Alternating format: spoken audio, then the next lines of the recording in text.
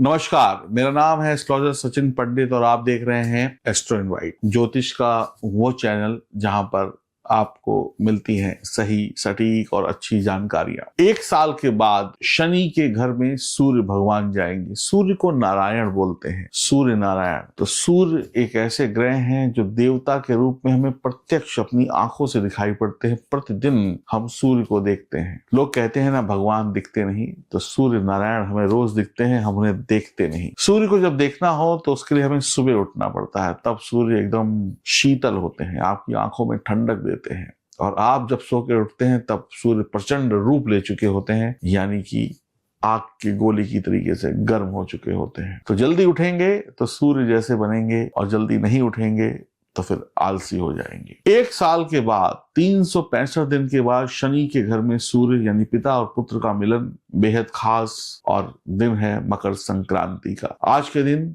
जिसने भी भगवान सूर्य की यानी सूर्य नारायण की आराधना की, पूजा की, दान पुण्य किया, उसको अनेक पापों से मुक्ति मिल सकती है। आप कहते हैं ना कि भगवान मौके नहीं देते, तो आपकी गलती है कि आप इन शुभ मौकों पर दान पुण्य, पूजा पाठ नहीं करते जहां से आपके पाप नष्ट हो सकते हैं। तो भगवान मौके देते हैं, आप उन मौकों का सही फायदा नहीं उठाते। ये कहिए आप किसी भी राशि के हैं तो आपको 3 काम मकर संक्रांति वाले दिन जरूर करने चाहिए और अपने परिवार वालों से भी कराने चाहिए। किसी पवित्र नदी में स्नान, या फिर अपने घर में स्नान और पवित्र नदी का पानी बाल्टी में डाल दें, या फिर अगर आसपास कोई गंगा, जमुना या कोई पवित्र नदी है तो वहां जाकर डुबकी जरूर लगाएं। भगवान सूर्य की आराधना करें, दान दक्षिणा करें, गर्म कपड़ों का दान करें, गुड़, रेवड़ी, गजक इत्यादि का भी दान आप कर सकते हैं जरूरतमंद लोगों में। और खुद भी खिचड़ी खानी चाहिए, पीले वस्त्र पहनने चाहिए, माथे पर केसर का टीका लगाना चाहिए और बड़ों का आशीर्वाद लेना चाहिए। अब बात करते हैं कुंभ राशि वालों के लिए क्या परिणाम होंगे इस मकर संक्रांति से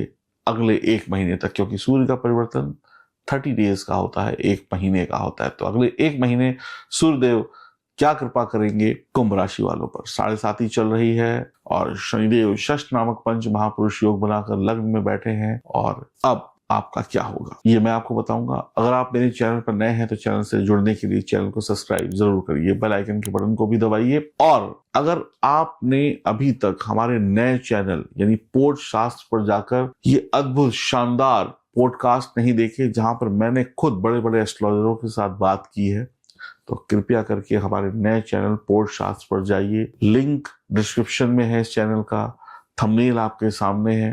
तो आपसे विनम्र निवेदन है कि इस चैनल पर जाइए और इन पॉडकास्ट को देखिए और अपनी राय दीजिए ताकि हम और अच्छा कर सके आपके लिए। तो लिंक पे जरूर क्लिक करिएगा और हमारे नए चैनल को प्यार दीजिएगा। तो चलिए कुंभ राशि वालों के लिए क्या होगा अगले 1 महीने, ये मैं आपको विस्तार से बताता हूँ। भगवान सूर्य आपके 7th हाउस के स्वामी हैं और इस समय मकर राशि में 12वें घर में जाएंगे। तो 12वां घर जो होता है ना, वो थोड़ा सा परेशानियों का होता है, मुक्ति का होता है, कष्टों का होता है, प्रॉब्लम्स का होता है, साथ साथ खर्चों का भी होता है और विदेश यात्रा का भी होता है। तो वर्तमान में 12वें भाव में सूर्य का गोचर कहीं ना कहीं आपके जो संबंध है ना वो विदेश से जोड़ने में आपकी मदद कर सकते हैं। अगर आप विदेश जाना चाहते हैं, आपके कोई परिवार का विदेश जाना चाहता है और वो कुंभ राशि का है, तो उसको मदद मिलेगी, उसकी बात कहीं ना कहीं बनती हुई नजर आएगी।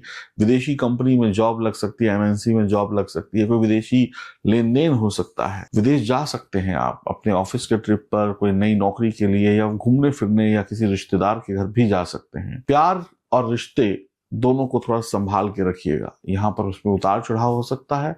रिश्ते पति पत्नी के हों, प्रेमी प्रेमिका के हों, यारी दोस्ती के हों या परिवार वालों के साथ हों, थोड़ा सा संभल के। आपको यात्राएं भी सोच समझ कर करनी है, जल्दबाजी में आकर यात्रा नहीं करनी है, सोच समझ कर प्लानिंग के साथ यात्रा करनी है। जिनको भी ब्लड प्रेशर है उनको ध्यान रखना होगा, अपना नमक कम खाना है। काम का प्रेशर, वर्कलोड आपके ऊपर बढ़ेगा। आपके सीनियर आपको सपोर्ट जरूर करेंगे, लेकिन फिर भी काम बहुत होगा। काम से जी मत चुराइएगा। व्यापार बढ़ाने के लिए आपको थोड़ी ज्यादा मेहनत करनी पड़ेगी, पैसों को खर्च भी करना पड़ेगा। पार्टनरशिप में व्यापार है तो थोड़ा ज्यादा सोच विचार करके फैसले लेने पड़ेंगे। नए फैसले सोच समझ कर लीजिएगा, जल्दबाजी में बिल्कुल भी फैसले मत लीजिए। पति पत्नी सोच विचार कर रिश्तों को निभाएं। जीवन साथी से बहस ना करें, पैरों या जोड़ों में दर्द हो सकता है, छोटा मोटा एक्सीडेंट हो सकता है, लड़ाई झगड़े वाद विवाद आपको कोर्ट कचहरी तक ले जा सकते हैं। तो अवॉइड करिए ये सब चीजों को, और अपने मन में किसी प्रकार के भय को मत पालिए, खुलकर सामने आइए। डर कर पर्दे के पीछे जाकर काम मत करिए। आप बहुत सोच विचार कर काम करेंगे तो बहुत अच्छा रहेगा, कड़ी मेहनत से आपको फायदा मिलेगा। आप सीधे मत बनिएगा, मतलब बदमाश बनने के लिए नहीं कह रहा हूं, लेकिन सीधे भी मत बनिएगा कि करें आप और आपकी काम का सारा क्रेडिट कोई और ले जाए। महत्वाकांक्षाएं, आपकी इच्छाएं, आपकी डिजायर्स पूरी होंगी, लेकिन धीमे धीमे स्ट्रगल करना पड़ेगा। संतान से अनबन हो सकती है, संतान से वैचारिक मतभेद हो सकते हैं, या संतान की सेहत को लेकर आपको थोड़ा सा डिस्टर्ब होना पड़ सकता है। मेडिकल फील्ड, मनोविज्ञान वाली फील्ड से जुड़े हुए लोगों के लिए कुछ अच्छा रहेगा। 7 प्रकार के अनाज होते हैं, 7 प्रकार के अनाज आप किसी भी ग्रोसरी शॉप से या किसी भी पंसारी की दुकान से खरीदिए एक बराबर मात्रा में, और उन सबको मिक्सी में या सिलबट्टे में पीस लीजिए या चक्की में पीस लीजिए, और ब्राउन कलर की जो भूरे रंग की जो चींटियां होती हैं उनको जरूर खिलाइए। पूरे महीने भर सूर्य के अशुभ प्रभावों से आप बच जाएंगे। मकर संक्रांति का दिन है तो गुड़, काली वाली जो उड़द की दाल होती है वो, चावल, गर्म कपड़े, चप्पल, छाता, ऐसी चीजों का दान जरूरतमंद लोगों को जरूर करें, और किसी पवित्र नदी में स्नान करें। आज के दिन खिचड़ी खाना और खिलाना, गर्म कपड़े बांटना, रेवड़ी या तिल से संबंधित जो मिठाइयां होती हैं उनको आप प्रयोग खुद भी करना और दूसरों को भी देना आपके लिए शुभ रहेगा। तो कुंभ राशि वाले अगर ये करते हैं तो आपका समय बदल सकता है, और हनुमान जी और शिव जी की उपासना जरूर करिएगा। इसके साथ साथ मैं आपसे ये कहना चाहूंगा कि आप यही सोच रहे हैं कि बहुत कुछ करने के बाद भी कुछ नहीं होता, यानी जिंदगी में परेशानी बनी हुई है, तो आप एक बार अपनी जन्म कुंडली की जांच कराइए। मैं आपको बहुत स्पष्ट तरीके से बता देना चाहता हूं। एक एग्जाम्पल लेते हैं, एक उदाहरण लेते हैं। इस उदाहरण से मैं आपको 2 मिनट में कुछ समझाऊंगा। एक 10वीं क्लास में एक बच्चा पढ़ रहा है और उसके पास 5 सब्जेक्ट हैं। बच्चे ने मेहनत करी अपने तरीके से, और जब एग्जाम का टाइम आया तो एग्जाम भी दिया, और जब रिजल्ट आया तो 5 में से वो 3 सब्जेक्ट में पास हुआ, 2 में फेल हो गया। तो क्या वो बच्चा 11वीं क्लास में जाएगा? नहीं जाएगा, उसको फिर से 10वीं करनी पड़ेगी। एक और दूसरे बच्चे का एग्जाम्पल लेते हैं।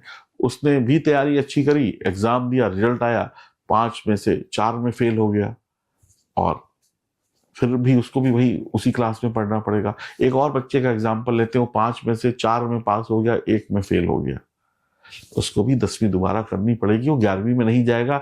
ऐसे ही आपकी जन्म कुंडली में जो 9 ग्रह बैठे हैं उसमें से कोई 1, 2, 3, 4 या 9 के 9 ग्रह अगर कमजोर हुए तो आप भी तरक्की नहीं कर पाएंगे। जैसे वो बच्चा 10वीं से 11वीं में नहीं गया, वैसे भी आप वहीं के वहीं रहेंगे, वहीं घूमते रहेंगे। तो पास होना जरूरी है। पास होने के लिए उस बच्चे को मेहनत करनी पड़ेगी, ट्यूशन पढ़नी पड़ेगी, एक्स्ट्रा वर्क, एक्स्ट्रा टाइम देना होगा अपनी एजुकेशन को। ऐसे ही आपको अपनी जन्म कुंडली की भी जांच करानी पड़ेगी, 9 ग्रहों को मजबूत करना पड़ेगा, तभी आप सक्सेस पाएंगे, वरना आप वहीं के वहीं रह जाएंगे। थोड़ा बहुत ऊपर नीचे चल सकता है। तो मेरे दोस्त, किसी बहकावे में मत रहना। कोई भी पंडित, कोई भी बाबा, कोई भी इंसान आपको 10वीं पास नहीं करा सकता जब तक आप एग्जाम में नंबर नहीं लाएंगे। ऐसे ही जब तक आपकी जन्म कुंडली के सितारे मजबूत नहीं होंगे, कोई भी इंसान आपको सफलता नहीं दे सकता। तो अपनी जन्म कुंडली के 9 ग्रहों को मजबूत करने के लिए आपको हमारे पास आना होगा। बच्चे को ट्यूशन पढ़ने के लिए टीचर के पास जाना होता है, ऐसे ही आपको हमारे पास आना होगा और अपनी जन्म कुंडली के सितारों को मजबूत करने के हम आपको उपाय बताएंगे। जब तक आप उपाय नहीं करेंगे आप सफलता नहीं पाएंगे, इस बात की भी गारंटी है, और जब उपाय कर लेंगे तो सफल हो जाएंगे, इस बात की भी गारंटी है। अब सोचना आपको है कि उसी क्लास में पढ़ते रहना है या आगे बढ़ना है। कोई बात नहीं, आप मेरे पास मत आइए, आप किसी और के पास जाइए, लेकिन सही टीचर को चुनिएगा, सही एस्ट्रोलॉजर को चुनिएगा जो आपकी समस्या का समाधान कर सके। उद्देश्य ये नहीं है कि आप इस स्कूल से पास करें या उस स्कूल से पास करें। उद्देश्य ये है कि आप 10वीं से 11वीं में चले जाएं, यानी कि गरीबी से अमीरी की तरफ चले जाएं, परेशानी से सुख की तरफ चले जाएं। मुद्दा यह है कि आपके चेहरे पर मुस्कुराहट आनी चाहिए, आप सफल होने चाहिए। अगर आपको लगता है कि मैं आपको सफलता दे सकता हूं, यानी आपकी जन्म कुंडली में बैठे हुए ग्रहों को मजबूत कर सकता हूं, तो 22 सालों का अनुभव है मेरे पास, और उम्मीद करिए कि आप मेरे पास आए और आपकी जिंदगी बदल गई। ये हाँ, ये उम्मीद नहीं, ये सच साबित होगा जब आप अपनी अपॉइंटमेंट इन दिए गए नंबरों पर फोन करके बुक कराएंगे। तो अभी अपॉइंटमेंट बुक कराइए और अगली क्लास यानी सफलता की नई सीढ़ी चढ़ जाइए। राधे राधे।